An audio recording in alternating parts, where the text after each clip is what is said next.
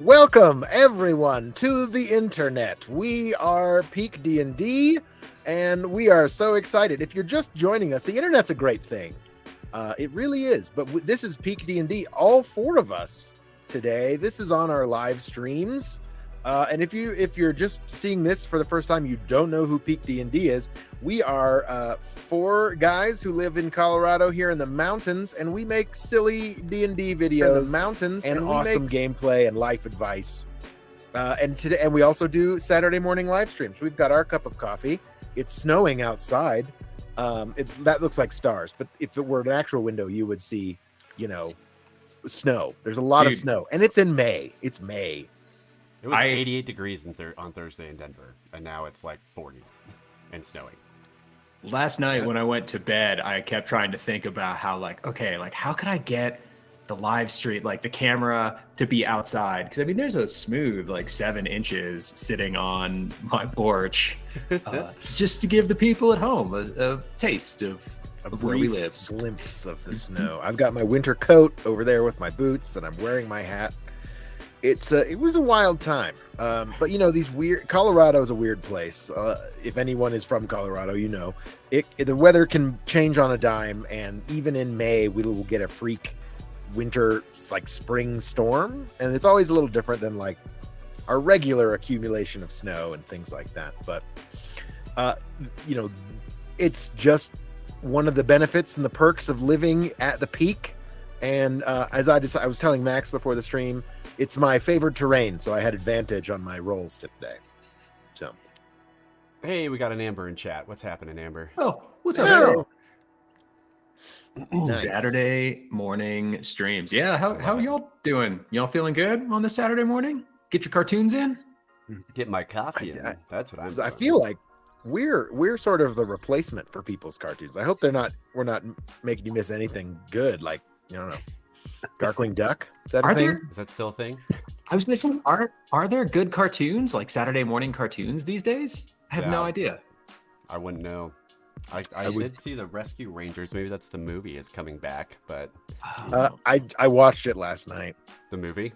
Yeah, the new one. Was it with the everything you wanted and more? It was all right.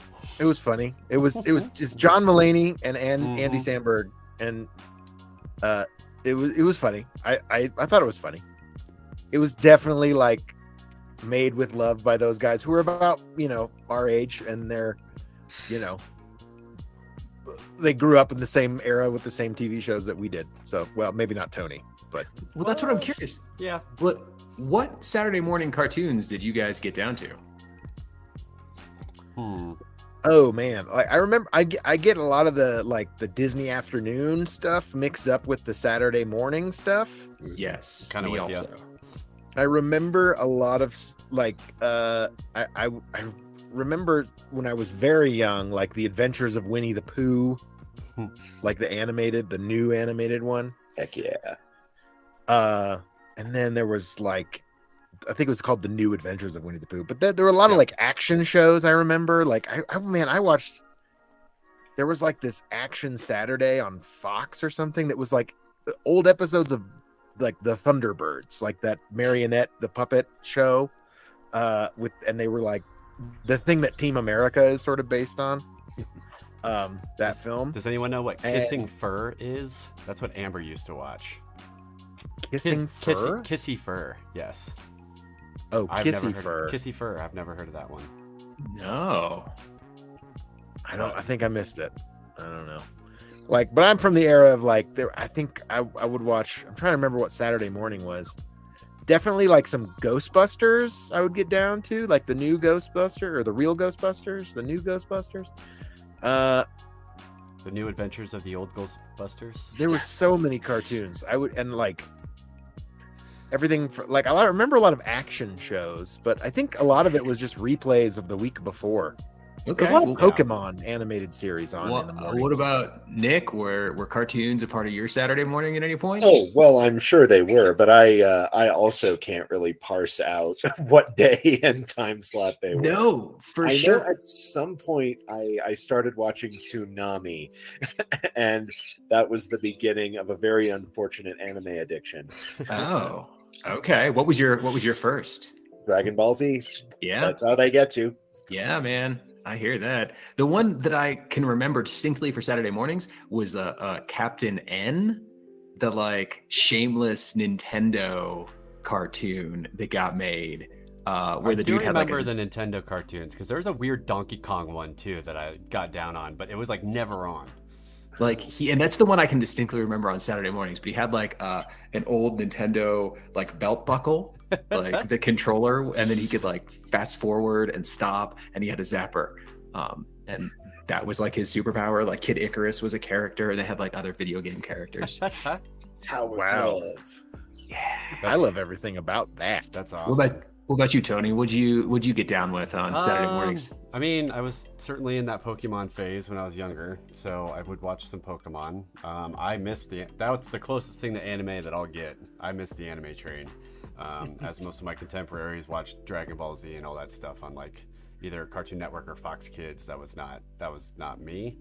I got swept into the Disney or Nickelodeon. Like there's an Aladdin show, like TV show that they did. I watched that. And then there was a couple weird ones, like the Donkey Kong used to have a TV show that I always wanted to watch, but I could never find if it was ever on. It was in that weird like early weird. CG era where it was Yes. like the Uncanny Valley was a harsh. CG Donkey Kong. Yeah, it was a weird CG Donkey Kong, but I loved it. And then I was a Disney, and then kind of later, like in middle school, was like SpongeBob SquarePants was what I got down on.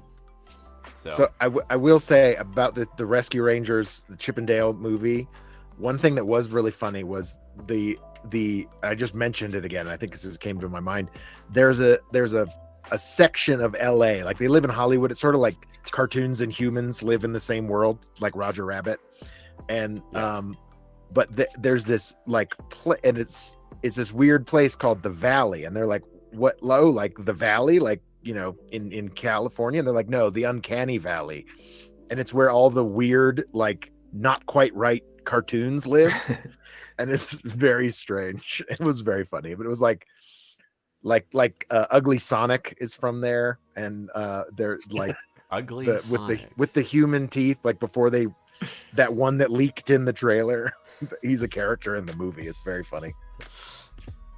A lot of nostalgia. I mean, man, that's what they do. They just package our nostalgia and throw it back at us. Yeah, all them, pretty much. all them member berries. Like that. Yeah. All of them. But we're here to talk about Dungeons and Dragons a little bit more today, or are we just gonna Saturday morning fireside chat? Saturday morning cartoon chat. Yes. Yeah, I let's like talk talking about everything. I mean, true story. Yes, let's talk about the Dungeons and Dragons. Mm-hmm. That I remember specifically being a Saturday morning cartoon. I will say, Dungeons and Dragons. Like, I had to sneak that one because my parents were not into letting me watch anything with magic, or like, because it was the devil, Right. to my parents. But Crazy. and now right? look at me. And now look at you. You're making a Joke's living on out you. of it. See what happens when you repress things? Yeah. See, I went whole hog on that. But I do remember, like, I would be at, other kids' houses or sleepovers or whatever, and Saturday morning I'd be like, okay, we had to get up at like 8 a.m. because we have to watch. I want to see Dungeons and Dragons. Indeed. My parents didn't want me to watch the Smurfs because the Smurfs, Gargamel was a warlock and he was evil. Notorious satanic villain Gargamel. Satanic villain Gargamel. Yes. Hey, man, we all do our best. I mean, we do have, so since our last live stream, we do have 2 episodes that came out since. Do we start there? Oh, man. Sure. I Some have good not stuff. looked. I have not looked back at what those were, to be quite honest. But we. Can, Oh, really? We can deduce of what happened. I'm trying to remember where it started, because if I remember where it started, I'll remember. Oh, where we I got ended. this. I can do this one. Usually I'm in like I'm not in a state to be able to do that because I haven't watched things, but I actually watched the last 2. So it was Buck Nugget, man. We found Buck Nugget staff and we dropped it off, and then I'm fairly certain it ended with you taking a trip through Illithid Yes, that's right. brain memories. That's right. Right. So that means 57. Was that the I was My just Player a battle mess. then? Did we? Yeah, well, and with oh man, the NPC that you used from LayerCon, Nick, which good on Yeah. you, man. Yeah, the Void Mind. Johnny. Crud. What Shoot, was I his don't have it name? in front of me. Oh, that's okay. I mean, it's in a description in one of the episodes. You're Oh, yeah, fine. totally. I was just using it as like a marker. Yeah, evasion, y'all. It's so great. You can have something explode literally in your hands and just Something tumble that may away. feature into a future episode that we recently filmed. Yay! It is super helpful. Evasion. Yeah. Yes. Oh yeah. And handsome Sal's silver coin. See, this is the one thing. I'm very I usually try to save all my resources for the end, so and I'm glad I do.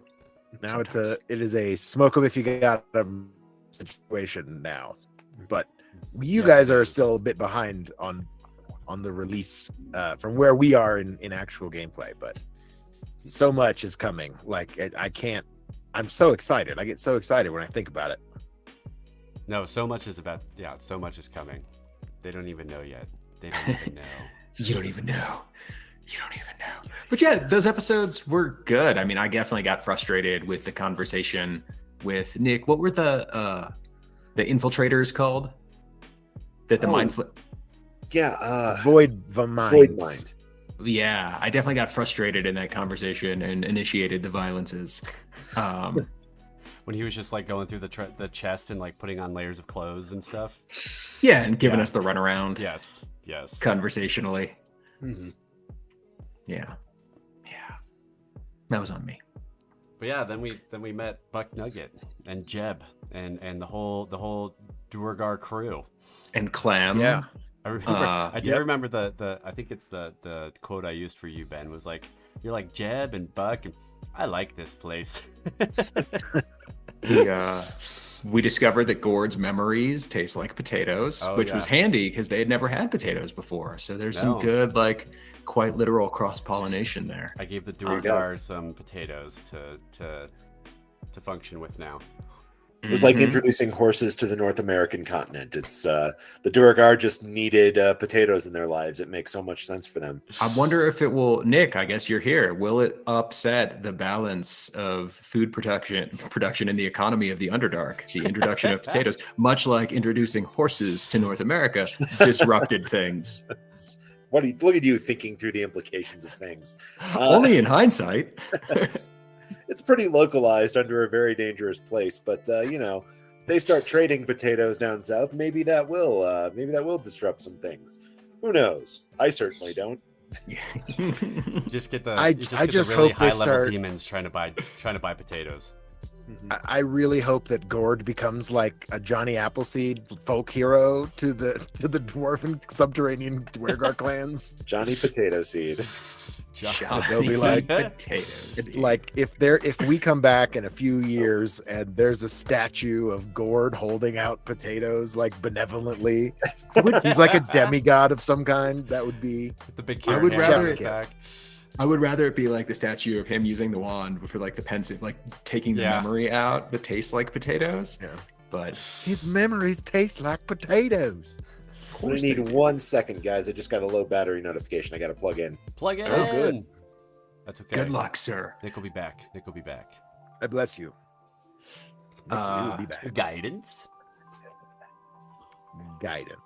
Guidance. on Nick to plug in his computer correctly. Yeah. What else happened in those episodes? It was a lot of it ended up being a lot of chatting with. I think 58 was a lot of chatting with Mhm. Jeb and Buck and getting and the Mind Flayer memories was Mhm. was at the end. Mhm. And then Yeah. a lot of chatting with the guy that we saved from the vat that we ended up killing anyways. Yeah, Mm. and that was the the beginning of first 57 was like episode, right? yeah, the beginning of 57 was like the actual battle. Yep. Um, With the mind flayer. So I was yeah. just stunned. You were You know. stunned, and Grognak was stunned for a hot second, and then there was a point where Jastian was like taken by the mind flayer and about to be eaten, and I was like, "Should I help you?" And you're like, "I got this." I'm like, "I don't Oh, think you do though, yeah. man." Got this. So one thing I will throw out there that I do appreciate about 5th edition, and like the nice that sometimes it's nice when things get nerfed.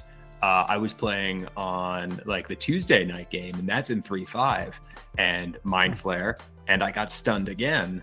This time for 7 rounds, which amounted to the entire session of gameplay. And with no save and no recourse. So I kind of it's like a save and suck at 3.5, right? Like once you miss your save, you're done and you get the spell duration. And I kind of like the fact that in 5th edition, I had a chance to make that save again at the end of the round because I do like that with 5th edition. Because it's not fun to not play the game. That's not why I show up. Yeah. DMs take note. Like don't sideline your players too often. Like don't do it at all. Give them some agency. I mean, but sometimes oh no, Nick dropped out. I get it. He was doing He was doing so good. So well. I know. Ben's gonna be Nick for a minute, but I'll fix it. Whatever, man. I mean, I halfway between everybody. I don't. Oh no, you're Ben. Hold on, I got you. There we go. We're in the 3, and we have their nameplates, and we'll wait for Nick to come back. All right. That's why I wonder if StreamYard might be easier to do, because then it holds each of our cameras, and so if he dropped off, it would just change us. Gotcha. Maybe let us know in the comments if you'd like us. Well, it's like I made I've made this template that you guys see us on. So right. I'm putting the Google Meet, like the Zoom Google Meet, in the template. So whenever someone drops out, the Google Meet switches around so that it doesn't fit the template anymore. But I have our 2, 3, and 4 member templates. So usually I can just switch between 1 or 2 of them, and then we're kind of back to. Nice. Well, you are a whiz when it comes to this stuff, Tony. I mean, I don't understand any of it, but I mean, I just the basic idea of what we're doing. Yes, did you guys I watch understand. that Bob's Burgers thing I sent you to the group text the other day about being a Tony? Yes, I did. I thought it was hilarious. I mean, I have no idea the context of Bob's Burgers. You don't need to know the context. It was Gene's hilarious. I could probably put it on the stream for people to watch, but you don't have to. But it was great. Be a Tony, Wizardry. they said. It would be easy, it said. Well, it's not. No, it's not easy being a Tony. It's not easy being a Tony. As Louise says, it's not easy being a Tony. And then Tina's like, yeah, being a Tony sucks. Oh. I just thought it was hilarious. I'm sorry, man. It's a good show. No, it's a fun thing. It's not that serious. Yes, we like the fact that you're a Tony. I like that's one of my favorite things. Well, thank you. But going back to sidelining your players sometimes and how it's not that fun, I actually kind of had we just started a D&D group down in Denver with a few of my friends, and I kind of had a similar situation with session 1 where I had it planned to sideline them, but not for as long as it ended up being. So then I kind of switched it kind of towards the end, but it was towards the end of the session, so the 2 people that were sidelined were kind of checking out anyways, but it was also the last thing that we were going to do that night, so it wasn't horrible, but I did have, it was a wizard cast sleep on a level 1 party, so to steal the guy that they were trying to get information from.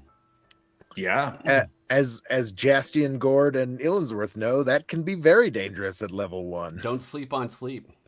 I mean, don't sleep on that sleep. Is one of the best spells. No attack, no save. It's just hit points, and you put people to sleep. In 5th edition specifically, it is amazing. No, sleep is it's a great spell. But I mean, it was also I mean, I can't speak to 3.5, but I think it's pretty solid in 3.5, and I know it was good in 2nd edition too. Yeah, it's rad in Baldur's Gate. I'll tell you that much. Also true. I've done that a couple times too. Dude, yeah, we're into the next expansion, and I still regularly memorize sleep. Yeah. Just because it comes in handy. Yeah. How is it? Do you remember how it works in 3.5? Man, I'm sure Nick does. Yeah. I imagine it's a will save or something. But it's probably. But once you fail, it's for the duration. Yeah. There's no. But it has a set duration, right, based on the level. I think that sounds. That all sounds very plausible. Yeah, I like the hit points mechanic though for 5th edition. Yeah.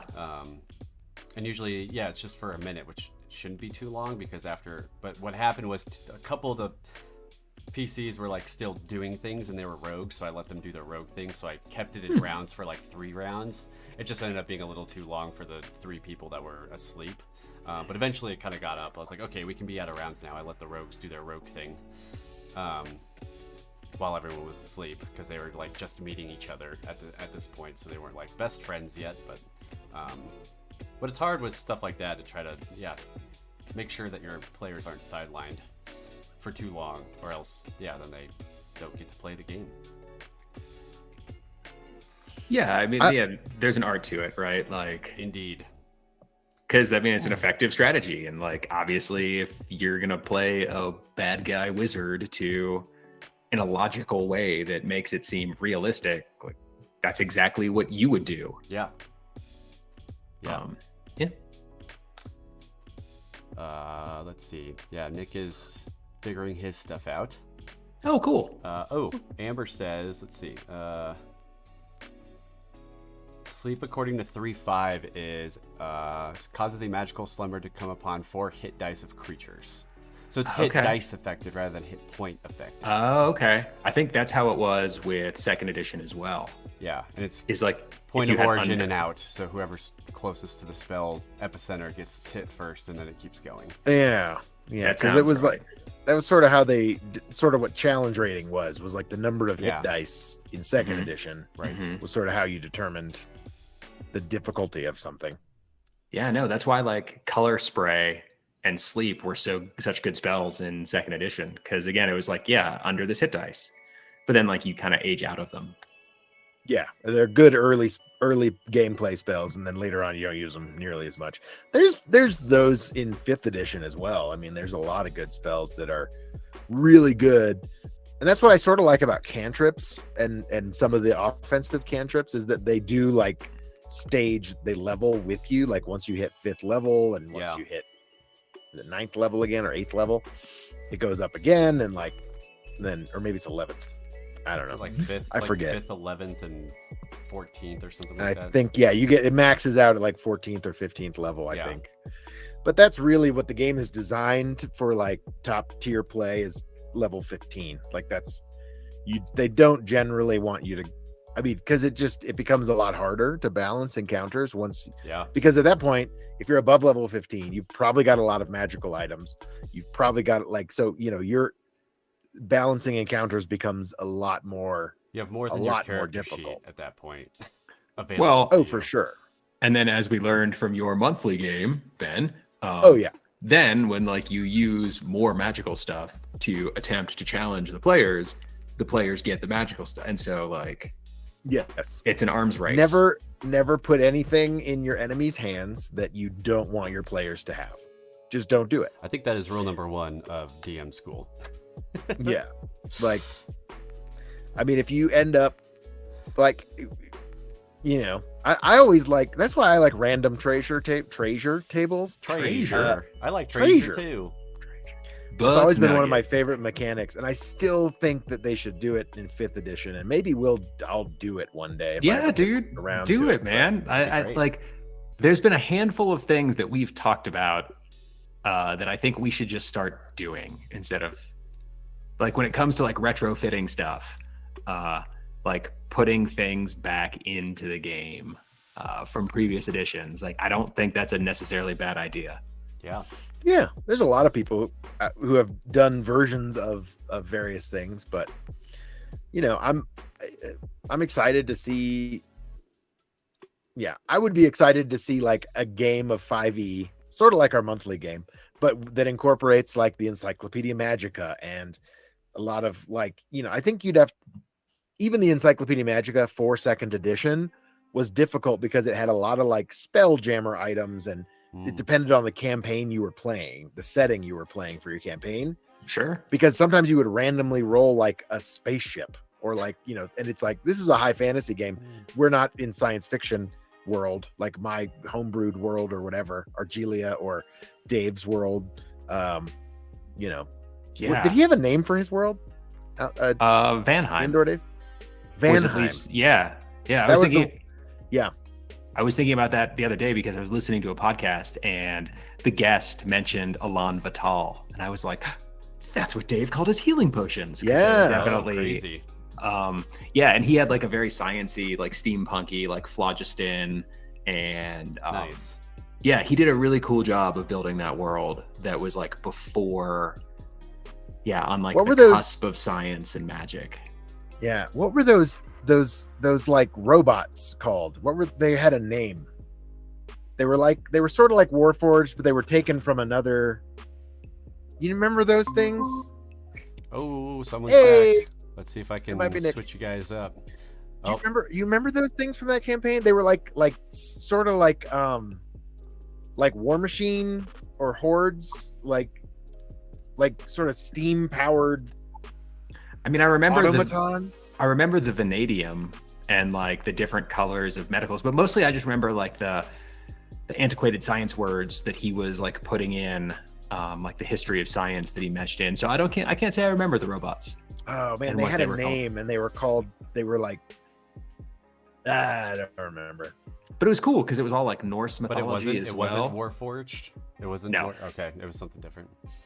Yeah. No. Fair enough. I mean, Oh, I'll shoot David text after this. Yeah. Princess Fairy made it to the stream. Hey, what's up, Princess Fairy? Thanks for Oh, coming. what's up, What's Princess Fairy? going on? But no, I think there's a ton of sweet things from second edition. Yeah, there's definitely been a lot of cool stuff in my history of playing Dungeons and Dragons that I would love to see yeah. back in fifth edition. Yeah. Like whatever that table that Dave used for the Well of Erd, I think like that is something awesome that should be out there for more people. Hey, maybe that's what we should do. Maybe we should retrofit some of this stuff. That is what I said before this. Yes, there I was like that plan. that altar of change, and that was even before Ben you joined the group. So that is like from one of the first ones, but it was tied into the infinite staircase in some way. I should try to get those things off Dave because those are really fun, chaotic Yeah. resources to throw into your game that I think more people should have because they were fun. For sure. Nick, are you with us, Nick? He's In probably spirit? Cannot in spirit at the cannot moment. hear you. He's here with the letter. There's a big N. Today's N. Dungeon Master is brought to you by the letter N. Go on. Uh, No, that's the most important word in dungeon mastering. Always tell your No. players no. Always. There's This no is chance. this Nope, is why zero. people come to our channel. They want the good advice. Always tell your players no. Yep. Use a pen Mhm. and give them any magic item they might ever want. Absolutely. And ask for And it. don't forget to railroad because that's the best way to run a campaign. Yeah, tell them exactly where you want them Mhm. to go and And how how to it's do it. supposed to go. Yes. Mhm. Also, spend hours narrating your setting. Yes. Like every Please tell them blade of every grass, detail. every wind rustle through the Yeah. trees. And, I'm not talking about flowery language. I'm talking about getting into like the geopolitical, like global trade systems. Ah, yes. Why this particular group, of merchants doesn't get along with that particular, because it goes Mhm. back 400 years in history that we're not going to talk about. It's not relevant to the campaign, but you just need to make sure your players know that kind of stuff because that's what's important. well, and to ask lots That's- of leading questions like, Oh, for sure. do you want a stealth check? Should you Should you could probably investigate? stealth check? What's the maybe that should be the theme of today. It's like best worst D&D advice. Like what's your And worst DM advice? N is for the Dungeon Master no list. Yeah. I don't know. If Um, you've got one, toss it in the comments of like what's What- something that every dungeon master Well, Tony, like should know. you're like what level Dungeon Master do you think you are, Tony? What level? Yeah. Maybe 2. Okay. So I mean, I think that's awesome, man. I mean, that's higher. Like I'm definitely a level 1 Dungeon Master, so Maybe no- yeah, I'm probably level 1, but maybe 2. Because I No mean, shade. I did a lot of COVID stuff You with the pirates. Well, and you and- ran a bunch with pirates. But I'm curious, like, since you're level 2, and last night was like a session 1 for a new game, like, what did you? We're gonna get a little vulnerable here. Like, Oh, what yeah, did you you're good. fail at? That you think you could do better next time, and what was your like favorite part of the session? I was actually really proud how I masked or like made the first session. I kind of took from, I don't know, I'm sure people are sort of with it, but Dimension 20, I think that's kind of like the college humor guys. I forgot the guy's name. Yes, but I've seen Brennan Lee Mulligan. Yes, so me and Greg a few months ago watched one of his where like they're all going to school, like the players are all going to school, like they're in a Fantasy High. yeah, Yep. yeah. I So love what that. he did, Oh my what God, he it's so did good. in the beginning was like go to each house of like how they get ready for school and like kind of did a one-on-one, but with everybody at the table. Present. So that's Yeah, kind of sure. what I did. So I used the setting Freeport, which I think I got from Dave and or John, the Adventures in Freeport. So I'm using that book as the setting. So they all created like their characters, and I kind of got their backs, like bits and pieces of where they like are. So I kind of did that in the city, of like where they are at the city, and I used Greg because Greg is a Grigory. He's a Russian. He has a Russian accent, but he's a cleric of Paylor, but Paylor is like not known, but he thinks he's like reincarnated as like he is Paylor reincarnated. Awesome. And he's moving to Ascension. So I used him as like moving through the city, to like here's the temple district, here's the merchant district, here's this, and like he's moving through. So I gave a lot of flavor text of like the city at large with him kind of like meandering through and doing random like encounters with like, oh, there's there's like a little kid like that's wanting food or something, or there's like someone coming off a ship that's like injured, do you want to try to heal them? So he did a lot of stuff like that, and then I would jump to like another part of the city of like, oh, this is where Meg's character's at, and this is what she's doing. So, and I had all of them kind of get the same story beat to lead them all to one tavern, and then in which case they ended up interacting and stuff like that. So I really liked how I played that out, and it worked really well. Nice. I think what failed, I think, is a very strong word. You're the second person to tell me that today, but go on. But I think where when I create, I think I'm level 1 in the sense of creating encounters, and I think that comes with 1, experience in general, and 2, experience with the same players, which I think Nick is able to do very well because he knows how we are as players, so he can predict how we're going to act a lot better than I can with the new players that I'm with, because I haven't played with them that much, so I have no idea really what they are inclined to do. So the last encounter, the big encounter was the Wizards Guild was coming in, because they're all trying to get this map from this one guy, and the Wizards Guild comes in and basically is like, sleep, takes the guy and bamfs out of there. But what I didn't keep in mind was that the party split up, but they're not a party yet, they're all still meeting each other. So the two rogues like split and tried to like go look for the map in other ways. So when the wizards showed up, like they cast sleep on 3 of them, but the 2 rogues essentially were still like doing things. So 3 people were asleep, and then I let the rogues do rogue things, because they don't know these people yet. So I let them like, go through some pockets and steal from the cash register, and then eventually they like woke up the people, or the other players. But it was like I don't know, like 30 minutes of 3 people not really doing much, which is kind of hard. But it's more just predicting those contingency plans of like, is everyone going to be in one room?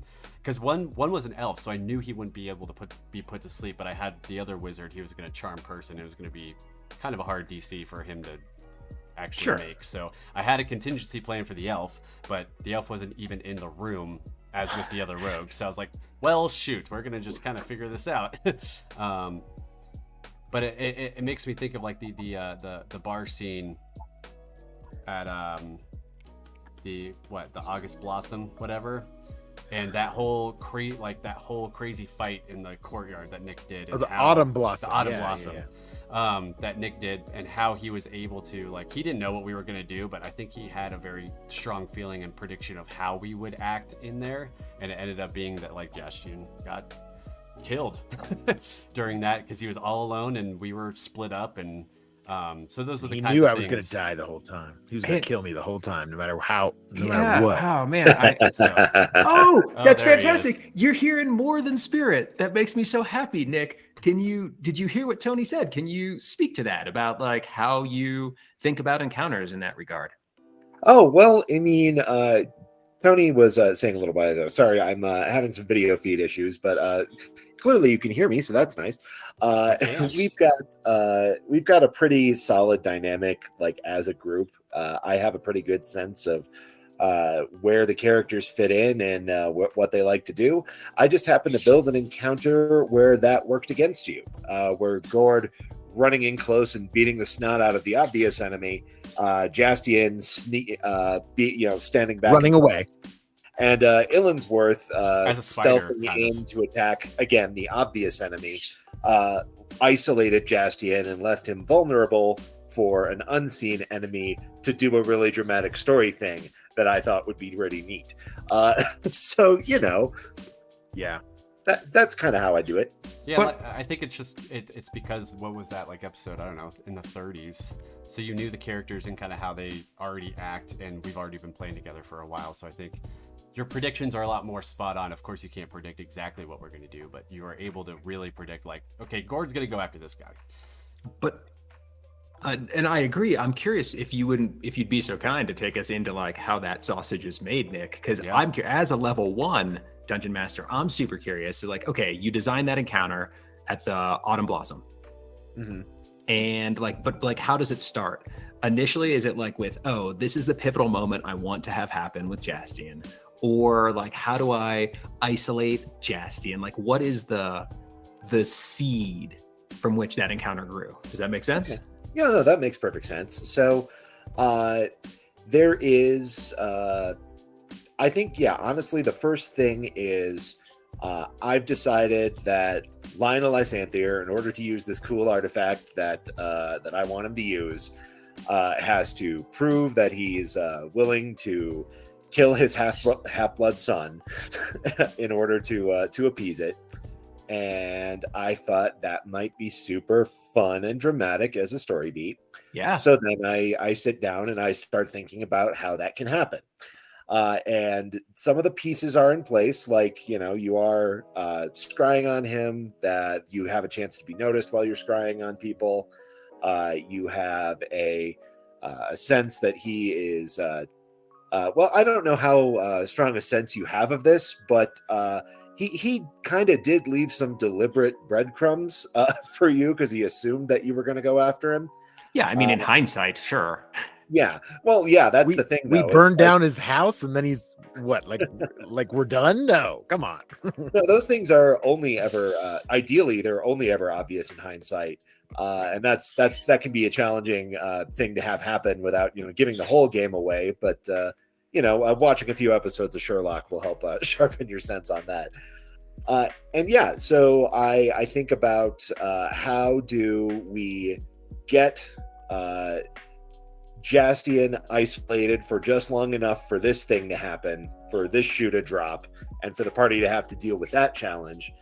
And then it becomes like, okay, let's lead you to the racist tavern that these guys and one trick that I like to use is I like to flip it on the party when they think they're the person who's in control of the encounter. Because you guys went into this like, all right, we're going to infiltrate this place. We are going to find out where my dad went. And so you guys approach it from a position of confidence, which in turn leaves you vulnerable to having that confidence subverted when it turns out that you are following the bad guy's plan and he's now going to spring this trap.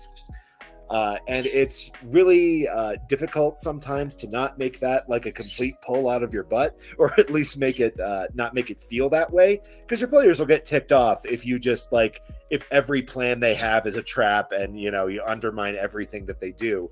But used sparingly and with some subtle hints, and with the possibility of maybe even figuring it out, then it can be a really fun and effective story beat. Because the players, it's a fun emotional thing to feel like you're in control of the situation, and then to have it immediately spiral out so badly on you. It might be one thing that makes your stories super compelling to play is you're really good with toying with our emotions, which sounds awful as I say it out loud to you right now, but it's maybe we're masochists. Character emotions. Well, I mean, the game is an intellectual exercise and is satisfying in that way. Mechanically, D&D is fun to play, but where you start to when you start to tell a story, not just having a D&D campaign, but having a real story, I feel like you do need to like tug on the heartstrings a little, because we're rational beings, but we're also emotional beings. Oh. And like feelings Through and are, through. I'm all about feelings. I'm like a touchy-feely kind of human being in general. And I really think that there's a lot of power in a story that can, pull your emotions a certain way. So I guess that's just a skill that I've always really wanted to cultivate, and something I always want to bring to my games. Word. That's a solid. That's a very satisfactory answer. Yeah. I have a pretty like I've heard Max and Tony's answer, and I think I have a good idea of what my answer would be, Yeah. but I can't come up with a DM level for Nick. I don't know what level Nick is. I think we're talking. Nick, what level DM are you? Let's go with 13th. Oh wow. That feels nice. Word. I was gonna go higher. I was gonna say I would have 15, 16. I was gonna put you higher as well, but Epic modest. level play, like They haven't put that manual out yet. Then we don't know what epic level play looks I like. know we don't know what that is yet. But I was thinking like on a 1 to 20, right? Like 20 and I was thinking more along the lines of like second edition rules, where like you get to a certain level and you have to oust somebody else because there can only be a few. Oh, that's just like the, that's just druids though. well, there was like fighters had some kind of rule like that. Like you had an army, you were some kind of rank or something. If I recall, maybe is that player's option? That might be some weird. I mean, stuff. it could be like, Lord knows, it's been a minute. But like you would hit 17th level and you had to like basically oust the other archdruid who was in your realm or whatever. Yeah, there's like Because bureaucracy. There could only be so many mid managers. Yes. Right. I don't know. Only so many. So I was like, promotions. but I mean, like, So you're saying I need to kill Matt Mercer if I want to be level 20. well, Ooh. yeah, I'm saying like, I That's think fair. like That was a joke. You can't see the hilarious face I'm making. with your like high level DMs, if in this fiction, in this instance, like, I think they're only high level because of they're higher level because of renown, and I guess that's sort of what I was getting at, was like people like Matt Mercer, Brennan Lee Mulligan, the dude from High Rollers, like Luke, they're all super awesome dungeon masters, but I think that they are in the upper echelons because of the audience they have, the renown that they have as dungeon masters. That's They are all excellent dungeon masters. Don't get me wrong. They're all like, even if they were unknown, they're level 16 easily. It's an 15, interesting 16. idea, though, is like tying the level of a character not just to their skill, but also to their legend, is an idea that really interests me. I've played other like game systems where that is a core mechanic, and it's been enjoyable. Yeah. Mhm. Well, play around with that, man. I mean, as like, I don't know, I think you were dealing with your technical difficulties when I was talking about like retrofitting stuff that we've enjoyed from other games. And I mean, I think that's awesome, man. I think you should attempt to play with that. Not only because it sounds fun, but if we can use it as proof of concept, then like other people might be able to use it and think it sounds fun too.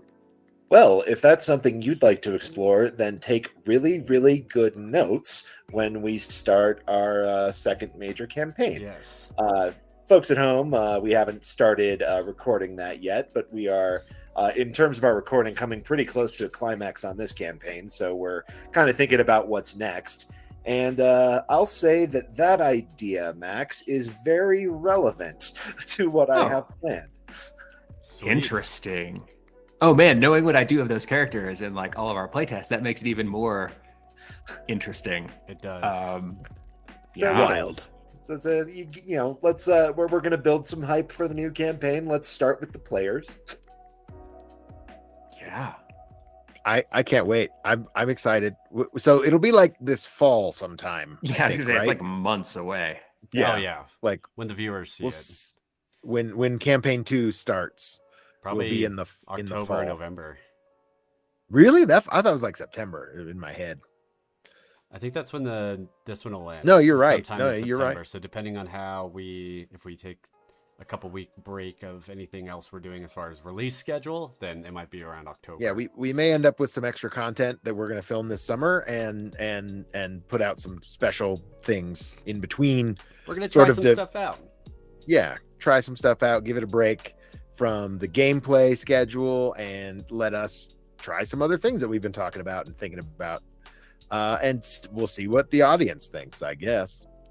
And then it seems like a good stopping point to like a good in between chapters of before we start a new campaign, and then introduce the new sort of themes and settings and all this stuff that Nick's already like, I'm sure, well ahead in planning.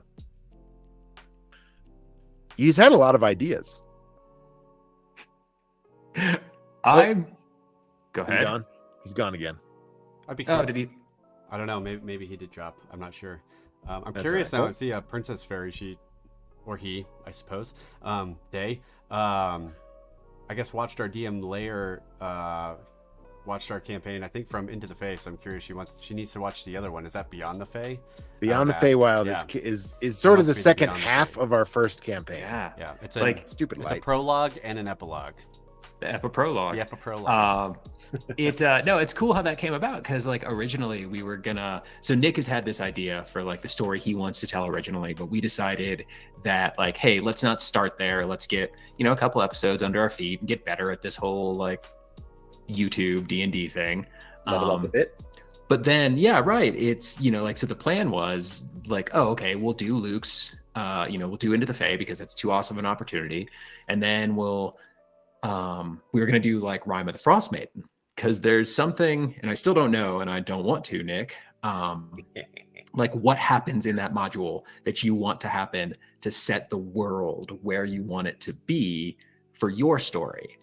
But it was like nearing toward the end of Into the Fae, and I remember we were all sitting around the table, and Ben, I think you specifically were like, man, I don't want to not play Jastian yet. I want to see what happens. And like that was the seed that like blossomed into like, oh, well, what if we just take these characters and use, get the world to where we want it to be with these characters. And Yeah. Nick, you were amenable to it, and here we are. I remember, Nick, I think we were about to film gameplay, or maybe we were definitely filming a D&D ideas or something, but we were all in the studio. Gameplay. And Nick, I think I was trying to get a map together or something, because I was like delayed. We were delayed starting because I couldn't get the map to do the right thing. And Nick just starts like grabbing books off the shelf and like scribbling furiously on scrap paper. And like, That's that's like, when the Fey mood took me. it was the Fey mood. It was like, he was Figured he out. was like, I've got it. And it was like years of campaign planned out in a matter of minutes. It in was the very broad strokes. yeah. You were using a pretty big brush at that point, but It's a good place. It's a good to start. And then much like, when the Fey mood, is that what took over Lordrum? What did you call that? a Fey mood. It's a reference to a game that I like, but it sucks. Don't play it. And essentially, you've got like a small fantasy area full of dwarves, and you can command them to like build things. It's like Minecraft, only even more simplified and with more. But essentially, one of your dwarves has a chance to be struck by a Fey mood, where an inspiration, like a Leyland She, is just screaming in their ear that they have to make something. And I always thought it was a really delightful way to portray inspiration. And so, when I start pulling books off the shelf and writing out my big conspiracy board with my pins and lines and all that, I tend to refer to that as being taken by a Fey mood. Kind of like that but dwarf I've got Into the some great Fae. freaking games out of those moods. That's awesome. What'd you say, Tony? Kind of like that dwarf. Into the totally. Fae. What was his name? Yeah. Lordrum. Yeah. Honey, that's what started this whole conversation. That's how I got Flapjack. I was doing some background things, so I missed a little. Hey man, thank you for. You got a lot going on. Yeah, dude. The Lord knows. I missed the One Lord for drum. you. So I was like, oh, it's just like that one thing. You're like, yeah, duh, that's what we've been talking about. Yeah. It's all it's, right. it's hard being a It's- Tony. You got to Sit- keep those concentration checks on this technical spell going. Yes, So then- I am keeping my concentration. So then, like, circling back a bit in this conversation, as a self-proclaimed level 13 dungeon master, and as Tony, level 2, well, no, no, man. Hey, you're higher than me. I'm curious, like, as for the thing that Tony, you said, failure was too strong of a word, which I feel like we should normalize that, because like the iterative process and usually how we gain the most experience is how we fail. Yeah. Neither here nor there. Damn. Like, what do you think, like, Nick, what advice would you give for like, hey, next time try this little tweak to help level up your dungeon mastering in that regard?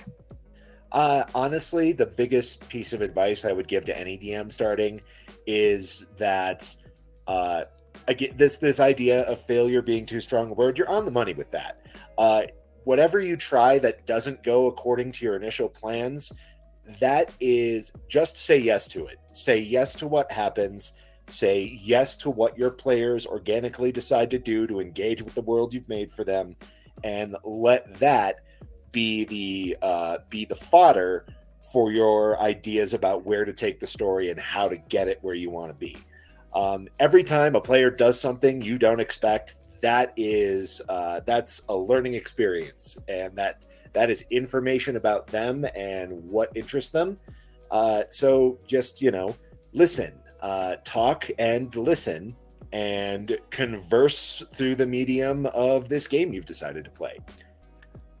It's interesting to me that you said listen, because I feel like so the few times I have been on the screen, behind the screens, I feel that pressure to keep talking, to like be the motive force. And so I don't think I had ever made space to listen and be in that like receptive information gathering space. Mm-hmm. But it makes sense why that's so important. It's a trick. Yeah. If I've ever found anything, it's that sometimes I will, like, again, I am not nearly at Nick's level. I was going to give myself like a 6, 7, maybe, just because I've run a few campaigns.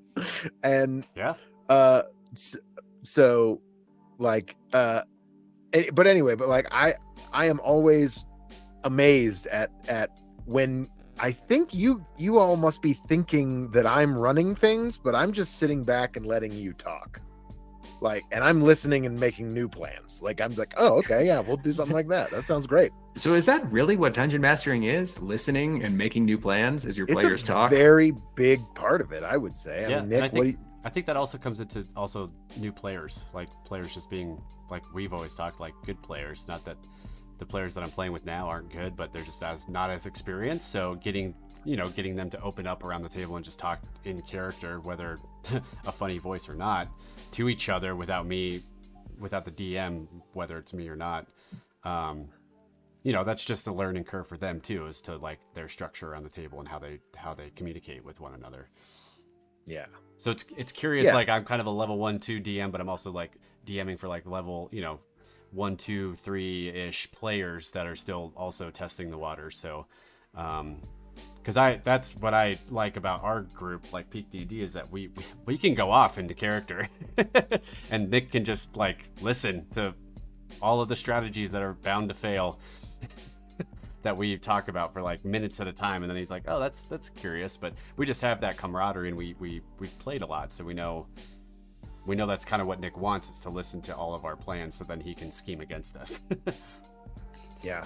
But it's also about picking up on like, what's important to your characters too, because like you guys have told me a lot. Like let's talk about, I just think back to your encounter in the Tyranny of Dragons campaign that we did with Tony as the druid turning into a badger or a snake. He like beast shaped a billion times and like wild shaped, and like you guys basically uncovered a vampire lord in his coffin that was being part of this caravan hidden. and then you had to fight him because you. You had like 4 levels of contingency plans for me not to do that, and somehow I was somehow trying did it. to roll out the red flags to say I don't think this is a good idea, and Tony's like, I dig through the magical dirt. He's like, okay, you find a coffin. I open it up. But There's a dude. Tony loves red flags. I do. It was great. No, it was great. I don't stop it. But I also think of like, past them. you know, They so, mean charge. so that happy little accident of me throwing in a vampire at you guys were level 4 or 5. It was not, you were not supposed to win. No. But and he almost got away, but hey, Moonbeam for the win. Like you Moonbeamed his vampiric mist. That's and true. He didn't get away. I just think Like, I do remember died. I do remember too, like the very last piece of that puzzle was like there was a magical sword and a magical amulet, and I was like, I'm just gonna take one of them because it's probably And if you he, took if the he amulet, if he does which is, wake up, then he might not need this. And I took the one that woke him up. yeah. So now what I would like to add to that whole scenario is we were way overpowered, or we were way underpowered, and we were not supposed to win. And we couldn't have won had there not been like you as a dungeon master, Ben. And I think this is another good tip and a good takeaway. Like in that encounter, there was also like a gargoyle imp type servant who was there to offer us help and assistance, because you had that amulet, whether you decided ahead of time or afterwards, like that was an amulet that put the vampire down, essentially, like knocked him out so he could be transported via caravan. So had we not spoken to that NPC, had we not used that element of that encounter, we would have never figured that out and we would have never survived. Yeah. Yeah, that was sort of my way out for you guys, and that didn't happen until about halfway through that fight when I was like, this guy could easily rip these dudes apart. I was like, we're gonna have Charlie. I think his name was Charlie. It was that something sounds stupid. about right. He was just an animated statue, like on top of this really like gothic looking caravan, and there was a silent, like a gravedigger character who was like driving it, but he never talked. And the gargoyle was the one who did all the talking. It was very like Abbott and Costello sort of.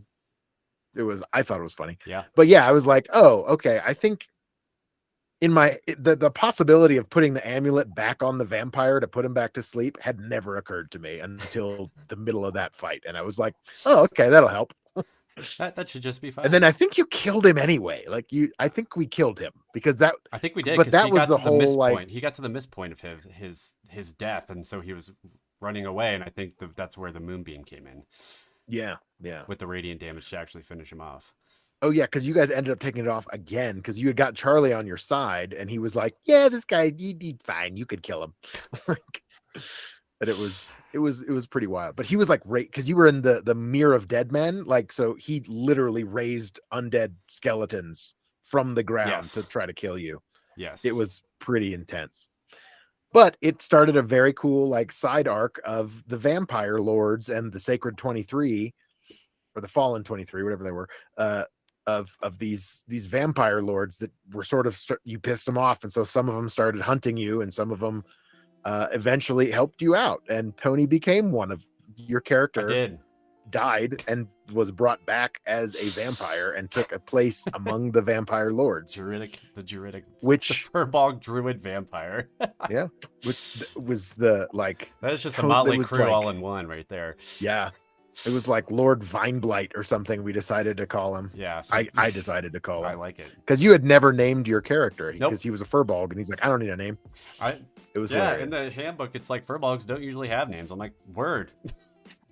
Sweet. One less thing for me to do. I guess I'm not going to be named at that point. I did like the idea that your like wild shapes after that moment, like were all like undead looking. Yeah. They were creatures, but they were like they had the necrotic flavor to everything I did. Yeah. It was which very, I think it was was very cool. weird, like druid mix. Which I think is really cool. No, but to Nick's point of just like the whole listening and stuff and seeing what goes on in your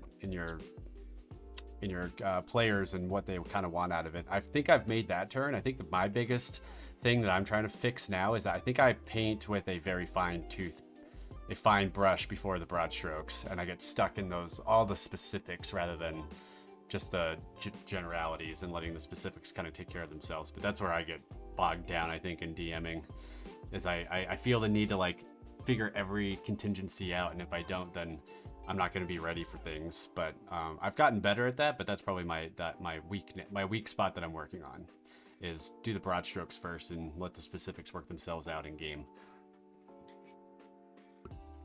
Word, do we have Nick here? Did we lose him again for? Well, Nick is here, just listening in thoughtful silence. No, I think that's good. Do you have any the words advice of we've wisdom? just been Yeah. Have fun, man. Yeah, that's kind of where I'm at. But I like when planning a session, I get like, it's my mind. I get stuck in specifics. I want it to be planned out, not railroading to the point, but like from a DM point of like, I need to know this. I need to know all the characters around. So if they talk to anybody, I'm ready. I need to know all of the, like, I need to know everything. But then what's funny is that we get to it and I think I know everything and they do something completely different that I was like, that's obvious. And I didn't even think of that. Just give yourself permission to not know everything. Give yourself permission to make some shit up on the fly. That's what I'm working on. I'm trying to just take good notes. Like, just if you make something up, just write it down. Yes. Indeed. Sometimes I don't, and then I'm like, oh yeah, that was a whole thing I was gonna do. Oh well. I mean, one thought I have just here listening, and so again, unfortunately, like the only way to get better at things is to try new things and like put yourselves in uncomfortable situations to fail. Yep. So like I'd be curious. Why I started a campaign down here. Well, Tony, like to that point of like getting better at not having everything planned, like what if you ran a session and like obviously we're intentional about what it was with no plan. Yeah. Right. And so like I know it would feel horribly uncomfortable, but like exposure therapy, it'd be like, okay, well tonight I'm gonna be forced to like exercise these muscles. Oh yeah, for sure. I think I in a weird way, I also do that too, but also to an nth degree, because the couple campaigns I have run, I have not really had an end game. I've just kind of been like, here's the story and here's a plot point and we're just going to see what your decisions happen, which I think is also kind of a weird thing of like, I don't have an end game whatsoever, which is not the best. Like I don't have the broad strokes. I just kind of have the broad strokes for one session and then figure it out from there, which I don't know, is also kind of weird too, because I don't have something working towards. It's just about what the PCs end up doing or wanting to do. I will say, like, that is somewhere. A danger. Oh, sure. I agree. Because I would say second edition, my first campaign that I ran, I didn't really have an end game. Yeah. And I think that's why we sort of meandered and lost steam, because I didn't have a destination in mind. Yeah. I was like, we'll just explore this world. It was very about the development of the world and restoring the lost mythology and the pantheon of this world. But then I was like, okay, well, what if we visit all 20 lands and then what? Like, I guess this guy's going to destroy the world unless you stop him. How was that going to happen? I don't know. So part of me thinks like I got lost in the weeds on that one. Yeah. So then, Nick, when you start a campaign, do you have the end game? Do you know where it's headed? You know, by and large, I do have, like, I may not have everything figured out, but I've got a North Star. Okay. I've got, like, a cool thing I want to happen, or I've got, like, a feeling I want to communicate and I want to share with you. And I find that helps a lot. Like, every step that we take to get there is mutable and is entirely open to player input. And, you know, it might broadly change the context of what happens in the end game, but I like to have like a point. I can look ahead and think, okay, let's get closer to, you know, when the bad elves with the bad evil elf sword blow up the planet. Yeah, I guess that was going to be my next sort of follow-up question to that. Is it like, when you say you have a point, does it sort of like formulate in your mind as like a scene that you're trying to work towards? Yeah, it varies a lot. But like a scene is a good way to describe it. I'm a theater person. I got a theater brain, and sometimes that's just how I like the lens through which I view all this. That might not work for everybody, but like I usually imagine a scene like, you know, people in a room and a thing is happening, and, you know, I want to have that, you know, that scene of Jastian and his father fighting with, you know, dueling elven moon blades that represent different philosophies. I'll get like caught on something like that, and I'll think, okay, yeah, let's push toward that. Let's find a way to make that happen organically and interestingly, and without taking the choices away from anybody on any specific point along that continuum. Yeah, really. Yeah, like pretty much. So if I may, it sounds like you are the one who have a starting point and a starting dot and an ending dot, and then just let go to the players of like, cool, connect these dots are going to get connected. Let's see how you do it. Yeah, honestly, that's a really super fun way of doing things. I think it's like you have like a shared common starting point. Like that's why I will die on the altar of session 0. It's always great to have everybody on like the same page when we start out a game, and I love to have a destination in mind for the end point, and everything else is essentially we are going to find all that together. And that's really something really cool and special about D&D that I think it like has over other means of telling a story, is just the sheer limitlessness to it. Like we have like in our group 4 people's imaginations, all working overtime, all living in a world and seeing what we 4 make with our weird godless monkey brains. Yeah, It is pretty great. it is pretty great. What Nick said really that matches up with a lot of like how I sort of design again, and I am a much lower level, but what he said made a lot of sense to my brain. So absolutely. I basically as far as just like need a ending North Star, and I usually don't start with one. Yeah. I have more like snapshots along the way, and I think that comes from like module style things like but so what we played was not the Rise of Tiamat. Like there were a couple of waymarks across the way, but that whole idea started with an end point, like he said, a North Star. And for me, in that module, it was a bunch of level 20 characters fighting the Queen of Dragons in this big ass temple. Yeah. And I didn't know what else that was going to be. I was like, well, we'll get there eventually. But then we decided we wanted to do it at level 20 and not 15. Yeah. So then I had to we went way off script. You need some after a fluff. while. You needed It some was fluff. Yeah. You mean So overthrowing the democratically elected leaders of the water plane city and sentencing that city to death Yep, was pretty not much. something? Not democratically elected. He was a despot. It was you did a good thing. That didn't feel It good. didn't feel good. You just sort of like temporarily waylaid the people who have to breathe air by sinking those levels of the palace. It was fine. Mm-hmm. So from what I'm They all getting, have contingencies for that. is kind that of my thing. Freeport adventures is that I have this intro like adventure. I should try to find a North Star within this intro adventure to then after it's done to have going for it, because that is something I lack in the 3 campaigns that I've made is a North Star. Like I'm just kind of like, here's the world and here's the history of it, and I kind of know all the specifics, but I have no idea where it's supposed to go. Yeah. Wild.